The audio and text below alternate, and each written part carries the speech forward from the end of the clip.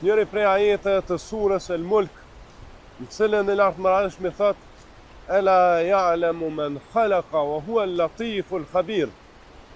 Vini re, ai e din atë cilën e ka krijuar. Dhe ai është i cili e din gjërat në thellësi, punon në mënyrë të fshehtë që robërit nuk e din, dhe është i gjithë informuar. Po ky ajet me vërtet ka mësime madhështore prej tij. Prej tyre është, po thot, ai i cili ka krijuar, ai e din çfarë ka krijuar. Ai e njeh krijesat e veta.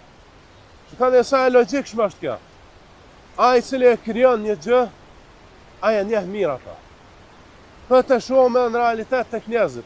Ai i cili e prodhon diçka, pa e marrë parasysh është ajo makinë, apo rendi, apo çka do të qoftë, ai e njeh mirë ata.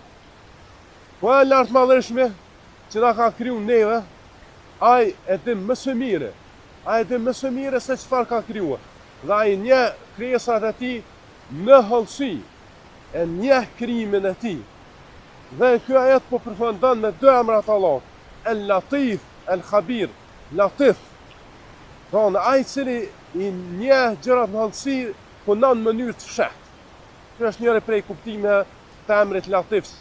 Allahu punon në mënyrë të fshehtë, që robërit nuk e kuptojnë. Është shumë misterioze se si punon krijuesi te krijesat e tij. Dhe është Khabir, është i gjithë informuar. Prandaj mos mendoni që Allahu t'i fshehet diçka. Krijuesit, furnizuesit, begatuesit. Mos mendoni që kur të fshehini ai nuk e din atë që e veproni. Sepse ky mendim, me mendu që Zoti nuk e din çka vepron, ky është mendim që e shkatron njeriu. Dhe nuk ka gjë më të mirë, më disiplinuese se kur njeriu e ka parasysh mbikëqyrjen e Allahut kudo që shkon. E ka parasysh muraqaba, si quhet në në terminologjinë islame, mbikëqyrjen e Zotit kudo. Dhe ku mundet njeriu të bëhet më i mirë se sa kur e ka parasysh që Zoti e sheh gjithkund. Madje është një shkollë e më e lartë se kjo, me adhuru Zotin sikur e sheh, po kjo arrihet vetëm kur ta njeh Zotin me emrat e tij të bukur dhe cilësitë e tij të larta.